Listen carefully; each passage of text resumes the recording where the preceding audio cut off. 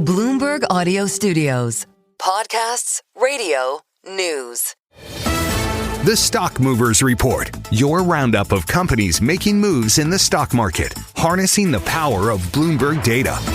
Now, let's take a look at some of the stocks on the move today here in Europe. I'm Caroline Hepker alongside Stephen Carroll, and we're joined by Bloomberg reporter Chloe Millay. Good morning. Good morning. So looking at European stocks, the biggest gaining sector is auto and car parts. That's partly being driven by Stellantis. Why? Yeah, absolutely. So Stellantis is up this morning quite a bit after saying that sales in the third quarter jumped 13%, and that was driven primarily by a really good performance in North America. So that really signals a recovery in that market for Stellantis after what has been quite a tough year for the company. You know, it dealt with a lot of management changes over the last year or so, a lot of loss in market share across some of its key markets. But it seems that the strategy of kind of refocusing on the US is starting to bear fruit, perhaps. So, just a couple of weeks ago, there were reports that Stellantis was planning to invest $10 billion in the US in an attempt to kind of refocus on the US, on a market that the previous management had abandoned a little bit. You know, the previous CEO had preferred to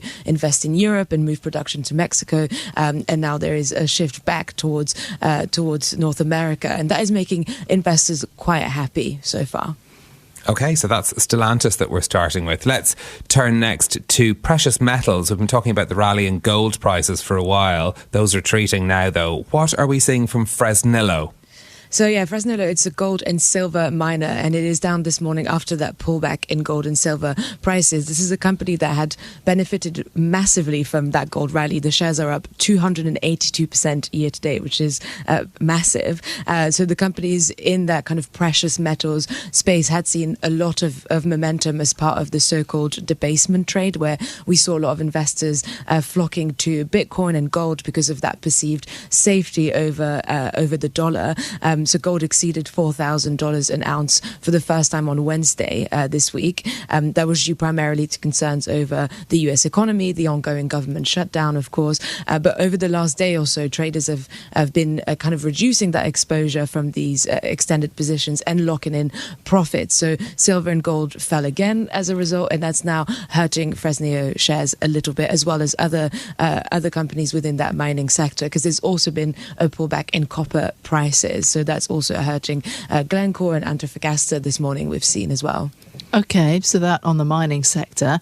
There does seem to be something of a recovery in the UK's jobs market, but Hayes has had a very torrid run, and actually 2026 might also be difficult. Yeah, absolutely. So it's there's a little bit of it's a bit of a mixed bag for Hayes, essentially. So it rose this morning because the trading update was a little bit more reassuring than feared. The net fees that fell across both the permanent and the temporary hiring divisions, but they fell in line with what analysts had expected. So that explains the shares being up. And this echoes kind of new data from the Recruitment and Employment Confederation that shows that the labour market in the UK, as you mentioned, is stabilising a little bit. UK employers scaled back hiring in September, but they did it at the softest pace in a year. So this is an improvement, but not really a full-fledged rebound. You know, vacancies continued to fall last month. That extended the current period of decline to almost 2 years.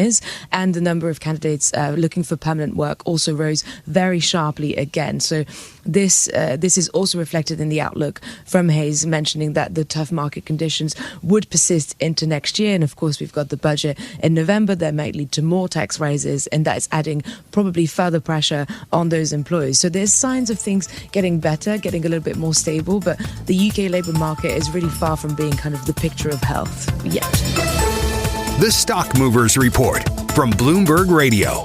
Check back with us throughout the day for the latest roundup of companies making news on Wall Street. And for the latest market-moving headlines, listen to Bloomberg Radio live. Catch us on YouTube, Bloomberg.com, and on Apple CarPlay and Android Auto with the Bloomberg Business app.